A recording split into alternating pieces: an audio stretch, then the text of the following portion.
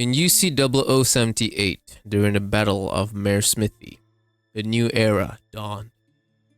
Mobile suits were deployed for the first time in combat. Dr. Taranov Y. Minovsky, regretting his decision to work with the Zabi family on their secret mobile suit project, defected to the Earth Federation.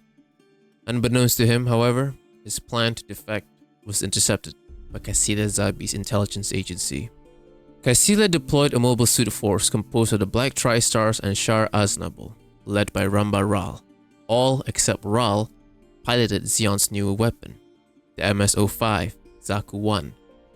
The Earth Federation had a small task force consisting of 6 attack craft and 11 mobile suits aboard a carrier ship, providing escort from a distance as Dr. Minovsky made his way to the neutral city of Von Braun.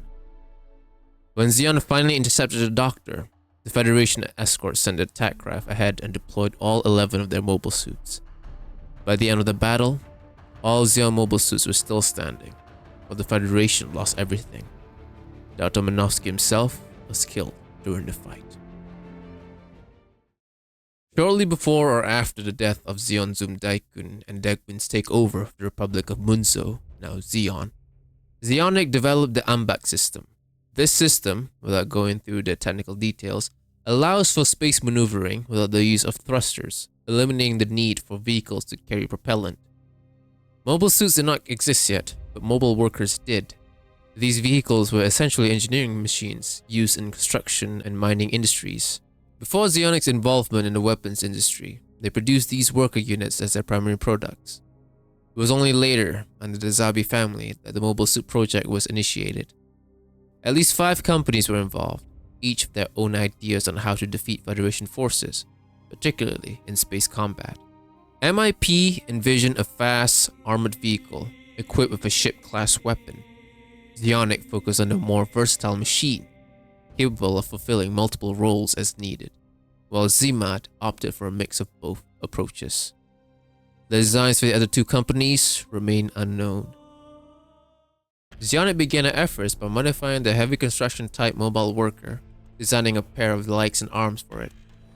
This model became known as the Mobile Worker MW01 Model 01 early type. It featured a giant claw on the right arm and a shield on the left. Notably, the pilot's cockpit was exposed at the front of the chest. The new part seemed to exceed the original engine's capabilities, as it had to be tethered to a power line extending from the back.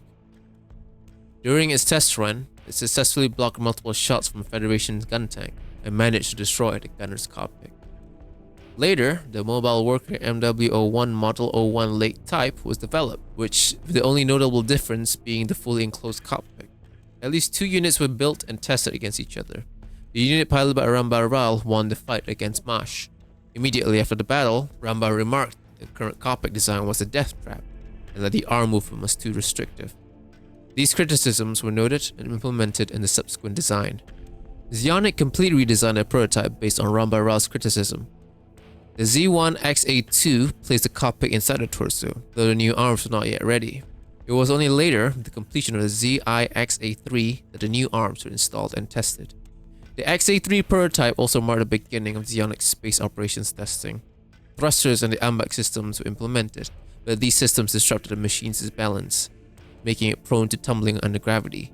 Another problem was the power plant's inability to sufficiently support the Ambak system, which eventually led to its removal. With all they had discovered, Xionic produced the Mobile Worker MW01 Model 01 final type. These worker units were released for public use and marketed as mining units. They were also used in cleanup operations, as a few were seen clearing space debris near a colony. However, upon inspection, Giron was dissatisfied. The unit seemed too inert for the purposes he had in mind, and he specifically noted that the generator was too big and exposed at the back. Giron was about to cancel the entire project, but Dr. Minovsky intervened, revealing his latest power plant design, the MI-11. Minovsky claimed that the MI-11 provided more power, 9,200 kilowatts approximately, in a more compact design, reducing both weight and bulk. The additional power would allow the use of the Ambak system, eliminating the need for extra thrusters and propellant, further reducing weight and improving mobility. This proposal convinced Giron, and he allowed the project to continue. The YMS-03 WAF was the first true mobile suit. This new prototype was built using the MI-11 power plant. whose compact design allowed Zionic to significantly reduce the vehicle's silhouette. Its revolutionary fluid pulse system greatly improved efficiency and provided better control of the suit. Alongside the WASP's development, MS-class weapons were also designed, including the Heat Hawk, an MS-class bazooka, and a proper shield. There was also a variant that looked to be a reconnaissance model. This specific unit was used to record testing operations of the next prototype. The construction of the WAF marked the beginning of Zionic's role as a weapons manufacturer. The deadline for the final tender submission was rapidly approaching. Zionic, with everything they had learned and discovered, poured their efforts into one final suit, the MS-04 prototype Zaku, internally known as MS-04 Bugu. This suit was tested against Zima's EMS-04 Zuda, and initially, it seemed Zionic would lose the tender, as the Zuda outperformed the Bugu in every metric. However, a fatal flaw in Zima's design was soon discovered. The Jupiter engine in the Zuda was prone to exploding when overexerted. This single flaw completely shifted the decision in favor of the Bugu, which was ultimately selected as Xion's mainstay mobile suit. Though the Bugu was selected, Zionic instead offered the MS-05 Zaku. The Bugu was too expensive to mass produce, so Zionic developed a more cost-effective model, with only a slight reduction in capabilities. ZAS developed a simplified and cheaper engine, the Mi-18B, which could be mass-produced immediately while they built the necessary production lines for the Mi-11. The Mi-18B produced approximately 4,300 kilowatts of power when not connected to anything, just under half of the Mi-11's output. Zionic also used this opportunity to address concerns raised about the Bugu, such as the exposed power pipes, which were vulnerable to damage. Zionic relocated the pipes internally, resolving the issue but sacrificing some ability. Moving the pipes inside also meant the components were packed more tightly, leaving little room for maintenance. This, however, resulted in the Zaku I having an even smaller silhouette. Other improvements include a better heat dissipation system, such as a head exhaust port. During production, Zionic further improved the Zaku I by redesigning the cockpit and enhancing the armor composition. These upgraded Zaku Is were designated MS-05B, while earlier models received the A prefix. While the Zaku I was the model accepted to service, the few Bugus that had been built earlier continued to serve in the Xion military. One was piloted by Ramaral during the first combat deployment of mobile suits. Zionic envisioned mobile suits as versatile multi-purpose weapon systems. To this end, they developed multiple weapons for the Zaku to carry out a variety of missions. The standard armament of the Zaku I is the ZMP-47D 105mm machine gun. This early version of the Zaku machine gun is more compact than its successor, the M120A 120mm, which the Zaku is still capable of using. For anti-ship purposes, Zionic developed two types of weapons. Initially, they produced the H&L SB-21K 280mm AN Zaku bazooka. This model could only fire a single shot before needing to reload. Zionic later improved it to the A2 type, which featured a 3-rocket magazine, allowing a mobile suit to potentially destroy more ships before reloading. Due to its simpler design, the A1 was produced in larger numbers and became the standard bazooka model, while the A2 was seemingly reserved for more prestigious pilots. The other anti-ship weapon is the ASR-78 anti-spaceship rifle, which resembles a sniper rifle. It was designed to allow pilots to destroy targets from long distances. To achieve this, the rifle is equipped with a scope and high-velocity rounds that release pellets after penetrating a ship's armor. When the war moved to Earth, proficient pilots continued to use the weapon to target mobile suits and other smaller enemies. The Zaku initially carried the Type 5 Heat Hawk for melee combat, but was later downgraded to Type 3 Heat Hawk when the model was reassigned to second-line duties. Although visually identical, the Type 3 was intended primarily for use against ships and fighters. In an effort to keep the weight low, as the Zaku I was equipped with a weaker power plant, shields and some armor components were considered optional. If desired, a pilot could equip the Zaku I with a forearm shield on the left arm, and an L-shaped shoulder shield or an additional pauldron on the right shoulder. Most believed that dodging in a Zaku I was more effective than blocking. Other equipment carried by the Zaku I includes S-mines, which are anti-infantry explosives placed across the mobile suit. These mines function by scattering shrapnel to combat infantry that manage to get close. The suit also carries the MIP-B6 cracker grenade, a type of cluster munition. Future-developed weapons that are not beam-based or require high energy use can be used by the Zaku I. Every Xion pilot cut their teeth on the Zaku I. As the first mobile suit to be accepted into widespread military use, the Zaku I was the suit in which every first-generation Zeon pilot trained. When the Zaku II was introduced, some pilots chose to remain the Zaku I, such as Second Lieutenant Top, who piloted a customized Zaku I, and Captain Gadem, who used one during his battle with the Gundam. Colonel Norris Packard, before receiving his Goof Custom, was also one of the many pilots who chose to remain the Zaku I. Due to the high number of pilots making this choice, the Principality of Zeon authorized an upgrade program for the Zaku I. Zeonic developed the MS-05Q Zaku, which retrofitted Zaku II parts to the Zaku I to bring it up to modern standards. Though well-liked, its limitations were apparent. Even at the start of the war, it was already considered outdated and was relegated to second-line roles such as escort, defense, and even engineering. The Zaku I operated throughout the entire war, from the beginning during Operation British, where they were equipped with G3 gas launchers to clear out the Site 2 colony, Island Ifish, and even beyond, as remnant forces utilized whatever weapons you could acquire. These units were heavily customized and upgraded, pushing the Zaku I to the absolute limit of its design. Throughout the war, Zeonic made use of reserved Zaku I units and actively sought to upgrade them to keep pace with the latest developments. Most of these variants were retrofitted for more modern technology, while some were fully fledged production units. One of their early designs was the previously mentioned MS-05Q Zaku I. Zeonic retrofitted this variant with Zaku II parts for pilots who preferred the Zaku I. Visually, aside from the head power pipes and the addition of the right pauldron, the MS-05Q looks identical to the original model. Some units were also equipped with spiked knuckles for melee combat. Based on what I can find, the performance level is comparable to that of the Zaku II. Another was the MS-05BIS Zaku British Invasion Green Devil. These Zaku Is were equipped with some Zaku II parts and additional radiation protection to shield the pilot from nuclear missiles the suit would fire. These suits were banned after the signing of the Antarctic Treaty. Another variant based on the previous design is the MS-05 Zaku First Refined type, used by the 118th Airborne Paratrooper Unit. These suits looked similar to the early models, but were re-equipped for paratrooper operations.